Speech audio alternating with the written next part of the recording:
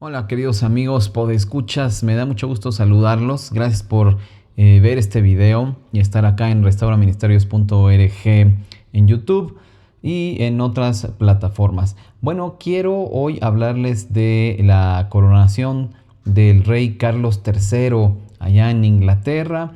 Y la verdad es que la mayoría pensará que es algo frívolo, que pues las cosas que llegan acerca de la realeza de Inglaterra, bueno, o de Reino Unido en general, pues tienen que ver con, ya saben, piensa uno en revistas como Hola o cosas que tienen que ver más bien con la vanidad, irrelevantes. Pero quiero hablar de la coronación porque las simbologías que hay en torno a la coronación de un rey, en este caso de Inglaterra, que es el único rey en el mundo, aunque hay otras monarquías en Europa, es el único rey en el mundo cuya coronación y unción, que son finalmente dos cosas diferentes, la coronación y la unción de este rey o reina en su caso, pero bueno, en este caso el rey Carlos III, es la única coronación pública. Incluso, bueno, se televisa desde la vez anterior en la que su madre fue coronada, la reina Isabel II, pero pues es la única que es pública. Hay otras coronaciones de otras monarquías, pero no son públicas, son eventos privados. Y es muy importante como cristianos, aunque no lo creas, es de gran importancia conocer esta simbología, cómo funciona, porque hay unos ecos del Evangelio de Jesucristo impresionantes, increíbles, cosas que hay que observar, pero sobre todo esto nos puede ayudar muy bien a entender a Jesús como rey, a Jesús como gobernante, como autoridad. Es algo que mucha gente no piensa, es algo que mucha gente ignora, y es tan importante que como cristianos quizá podamos utilizar este evento como un buen pretexto para hablar de Jesús como rey y del reinado de Jesús que esperamos todos que establezca en la tierra. Y bueno, cuando vuelva, algunos no creen en el milenio, pero sí creen en que Jesús va a gobernar el mundo, va a gobernar el universo, y que nosotros vamos a estar ahí para disfrutarlo. Entonces, con milenio o no, creas en el milenio o no, en este reino, en un mundo de justicia, de paz, pues independientemente de eso, crees en Jesús como rey y sabes que Él va a gobernar. Y pues es tan importante ayudar a otros, sobre todo a gente que no es cristiana, a entender estos temas. Entonces pues voy a estar mostrando imágenes para que veas exactamente de qué estoy hablando. Y lo primero que quiero decir es que la coronación es, entre otras cosas, la consagración del rey del Reino Unido, el rey de Inglaterra, como cabeza y protección de la Iglesia de Inglaterra. Y es por ello que esto no ocurre en un palacio. La coronación, la unción del rey de Inglaterra ocurre en una iglesia, digamos en un templo cristiano, que es en este caso la Abadía de Westminster, lugar donde los reyes de Inglaterra se han coronado desde el año 1066. Y desde entonces ha habido, imagínate, estamos hablando de 1000 años. Y desde entonces ha habido 40 coronaciones, para ser exactos. Y bueno, hablando del rey Carlos III, él ha dicho que busca una monarquía que corresponda más a los tiempos actuales. Y de hecho, desde que sucedió Carlos III a su madre, Isabel II, después de que ella murió, ha habido mucha especulación acerca de la fe personal del rey. Y bueno, ha sido de dominio público que el rey Carlos III no había tenido muestras de una fe tan fuerte como la de su madre. E incluso se ha especulado precisamente porque ha mostrado cierta distancia con la Iglesia de Inglaterra, incluso algunas creencias de la Iglesia de Inglaterra. Fueron muy sonadas las afirmaciones del ahora rey, que cuando se refería a que el título del rey, que es defensor de la fe, refiriéndose este título más bien a la fe protestante reformada de la Iglesia Anglicana, él se veía más bien como defensor de la fe, pero en general, no de una fe en particular. Obviamente, esto ya tiene muchísimo tiempo, ya debe tener alrededor de 30 años esta afirmación, y pues a partir de ese tipo de expresiones ha habido dudas al respecto. Pero fíjate, y bueno, su madre, la reina Isabel II, que bueno, pues ya está en la presencia del Señor, pues ella en sus mensajes navideños siempre fue muy clara y muy directa en cuanto a sus convicciones cristianas. Sin embargo, bueno, precisamente por eso quise ir a consultar el video en el que el rey Carlos III da su mensaje navideño para ver cuál era el tono que él usaba. Entonces fui a investigar y pues él habló de la fe de su madre en Dios en ese video.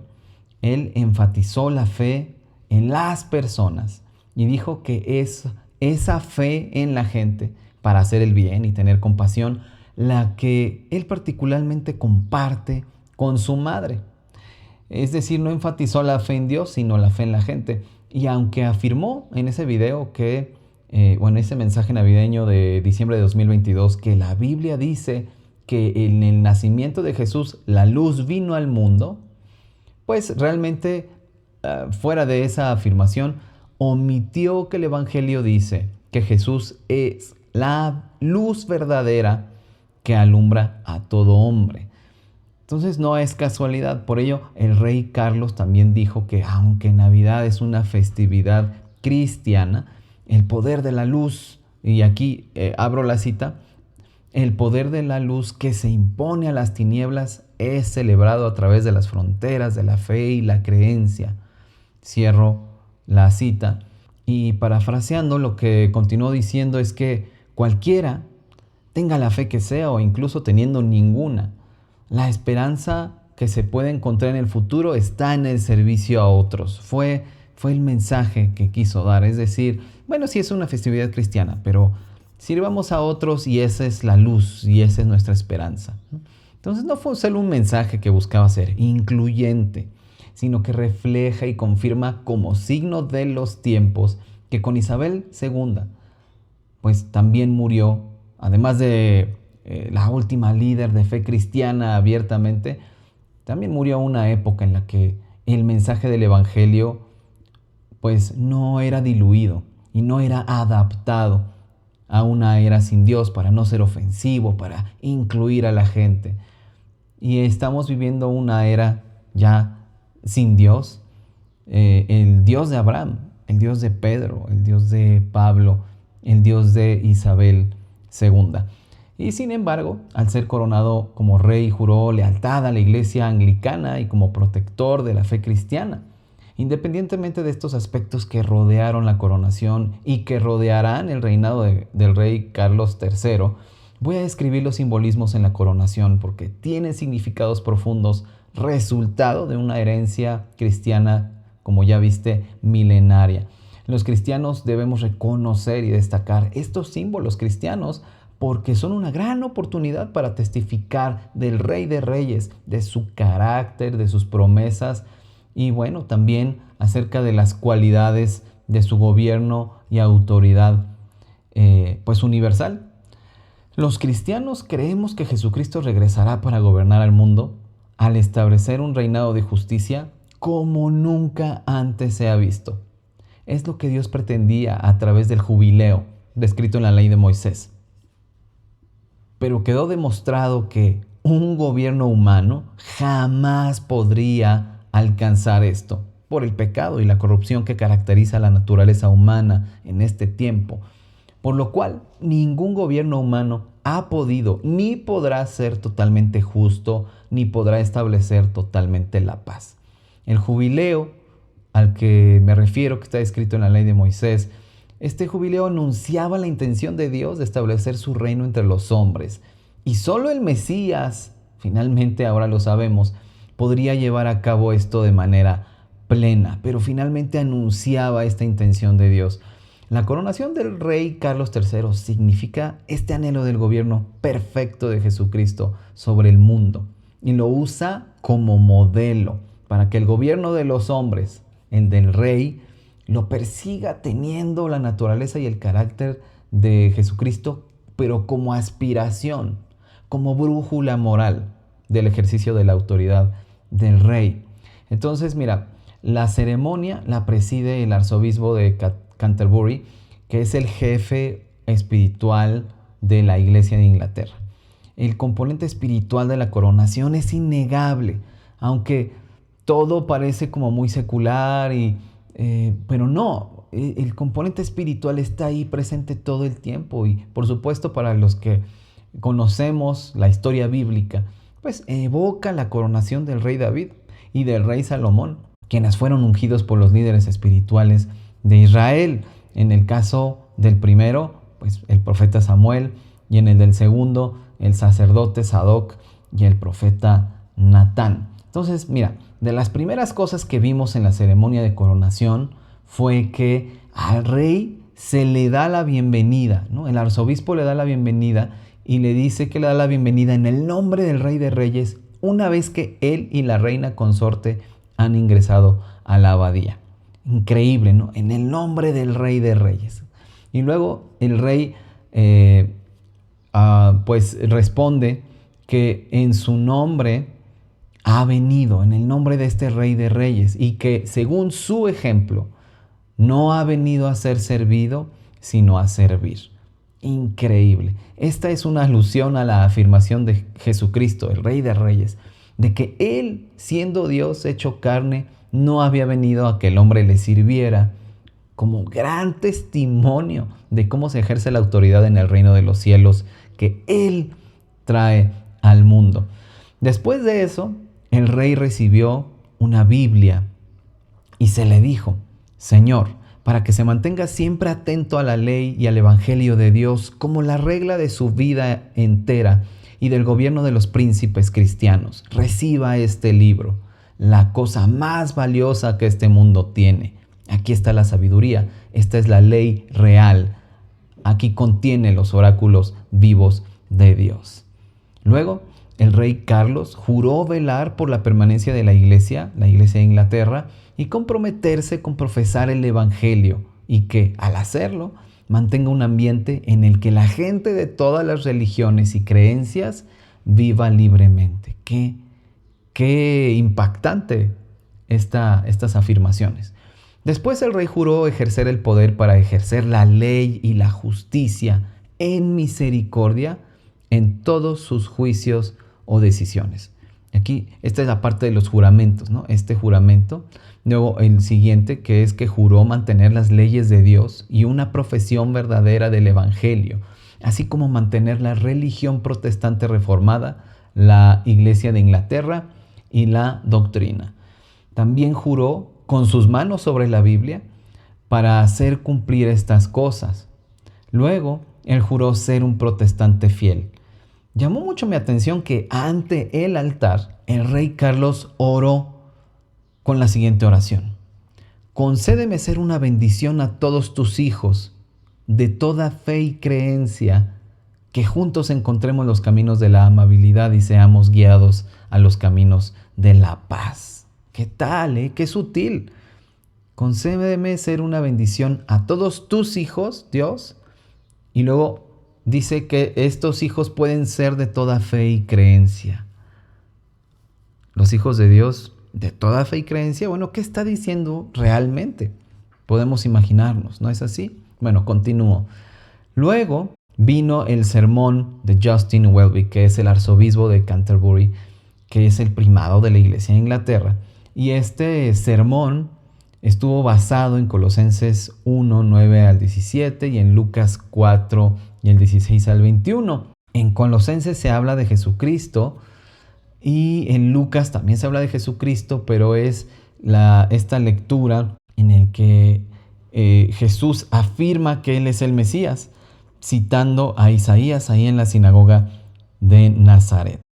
Sin embargo, pues en este sermón, aunque empezó bien, terminó más como un discurso político para la ocasión, desde mi punto de vista. Y mira, escucha este sermón que he doblado para ti. Ven, Espíritu Santo, llena nuestros corazones con la llama de tu amor.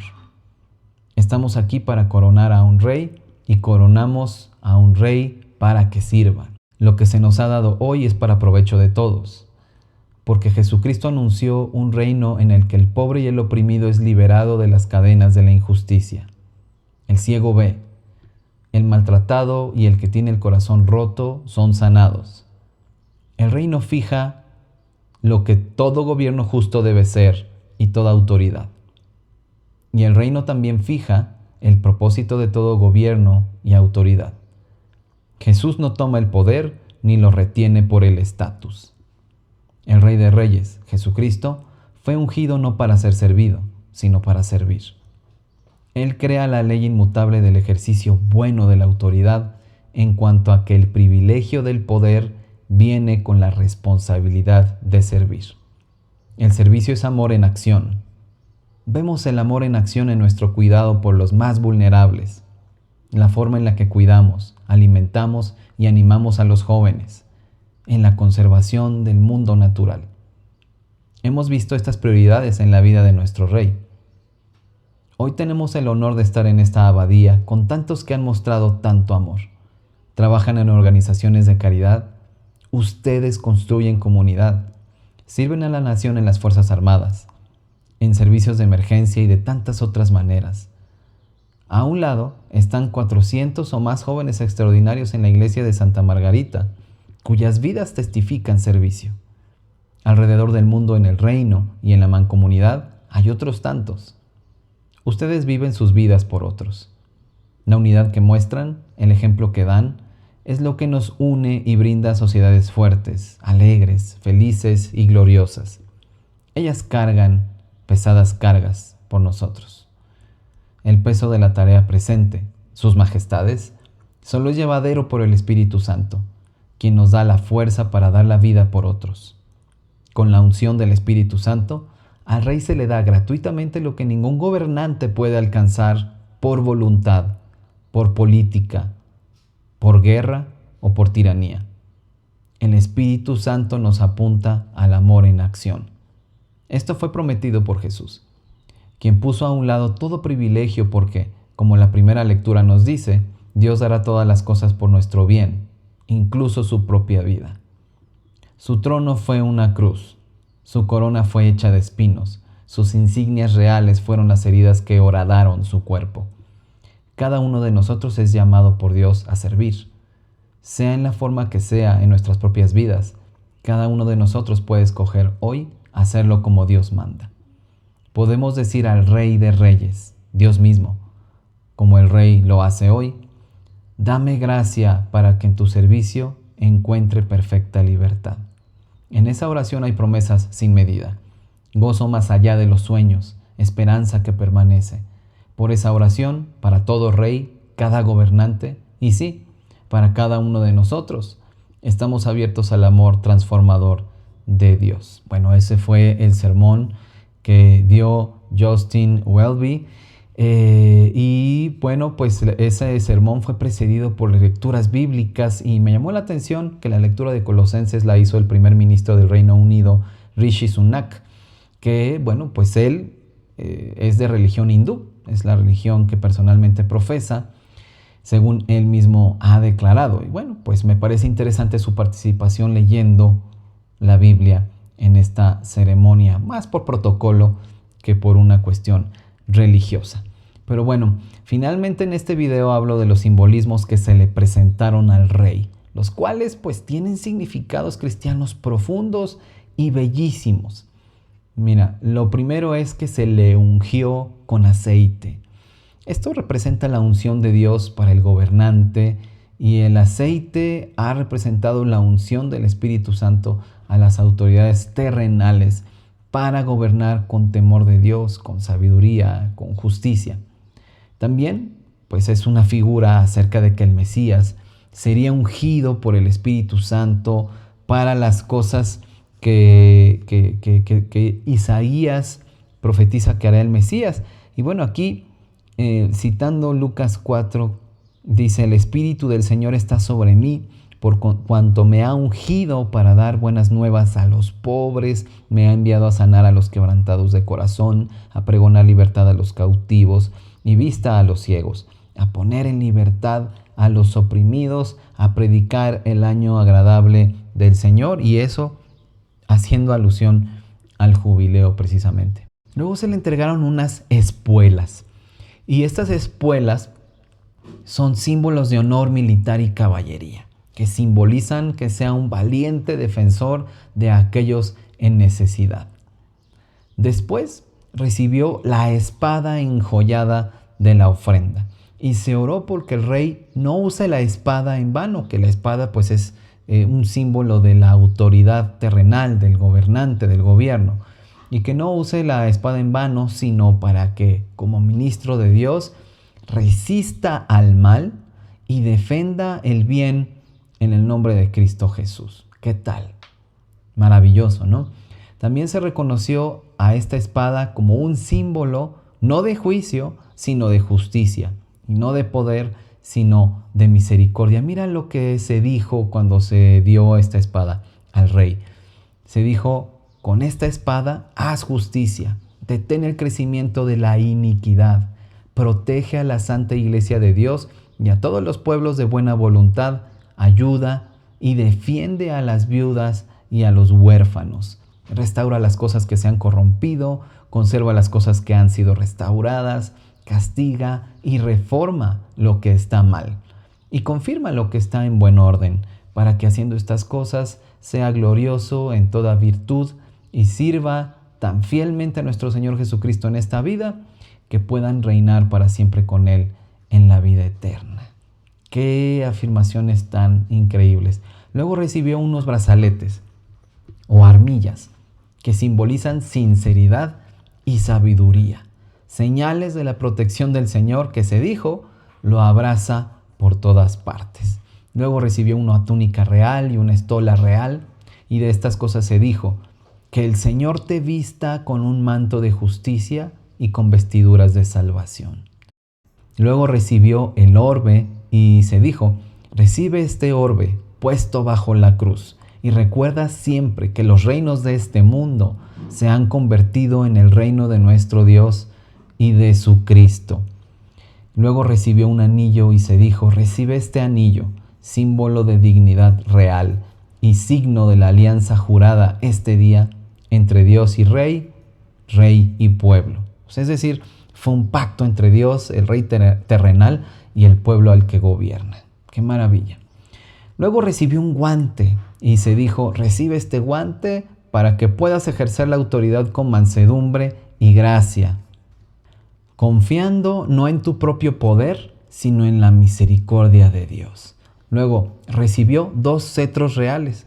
Uno de ellos es el cetro con cruz, y el otro de ellos es el cetro con paloma, y se dijo: recibe el cetro real, el estandarte del poder y la justicia reales, y la vara de equidad y misericordia, símbolo de pacto y de paz.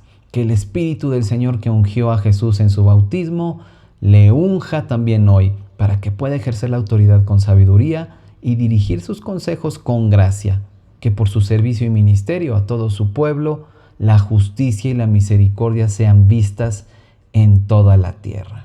Y al último se le puso la corona de San Eduardo, y se oró diciendo: Rey de reyes y Señor de señores, bendice, te suplicamos, esta corona, y santifica así a tu siervo Carlos, sobre cuya cabeza la colocas hoy por señal de majestad real, para que sea coronado con tu grato favor y lleno de gracia abundante y de todas las virtudes principescas, por aquel que vive y reina supremo sobre todas las cosas, un solo Dios, por los siglos de los siglos. Amén.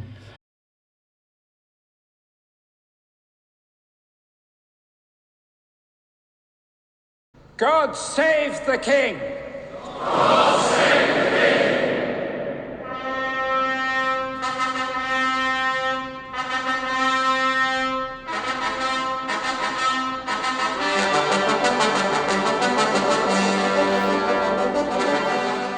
Qué maravilla, es de verdad impresionante, es demasiado para procesar. Cada símbolo ha enfatizado que el gobernante gobierna en nombre de Dios, para que el nombre de Dios sea conocido y glorificado entre los pueblos y las naciones del mundo. Puedes un poco imaginar lo que todo esto significa. Esta idea la tenían muy clara los apóstoles, ¿no? Que el gobernante gobierna en nombre de Dios. Y bueno, lo vemos en la primera epístola de Pedro y en cartas de Pablo, cuando hablan acerca del papel del gobernante ante Dios. Y esto tiene que ver más con lo que Dios les demanda a las autoridades, a los gobernantes, que con lo que en efecto hagan. Y esto es lo que demanda Dios para las autoridades, al habérseles dado el poder. Pero imitar el carácter de Jesucristo, como hemos visto en todos estos símbolos que se le dan al rey, en este caso el de Inglaterra, imitar el carácter de Jesucristo es lo que hacen sus seguidores. Los que nos llamamos cristianos, los que nos negamos a nosotros mismos para someternos a su autoridad y señorío. Precisamente, conocer qué se entiende del concepto de autoridad desde la perspectiva cristiana es lo que cambia todo. Se repitió constantemente durante la ceremonia que el rey sería ungido para servir y que el llamado a todos pues es el servicio. Y así ejerce su autoridad el gobernante, el juez, el servidor público, el legislador. Pero así también ejerce su autoridad el esposo. Así también está llamado a ejercer su autoridad el padre de familia. Es bajo este concepto de autoridad, ligado al servicio, a la justicia, a la paz, a la misericordia incluso, que considera el amor la gracia de Dios. Es en este concepto de autoridad bajo el que se ejercita cada una de nuestras relaciones. Y sería un mundo maravilloso, sería el reino de los cielos en la tierra, vivir en esta dimensión, ¿no es cierto? Pues espero que este repaso, resumen y reflexión en cuanto a lo que se vivió allá en Inglaterra estos últimos días haya sido de tanta bendición para ti como para mí. Y termino citando Efesios 5:21 que dice: estén sujetos los unos a los otros por reverencia a Cristo. Y otras traducciones dicen por respeto a Cristo. Que Dios sea contigo y hasta pronto.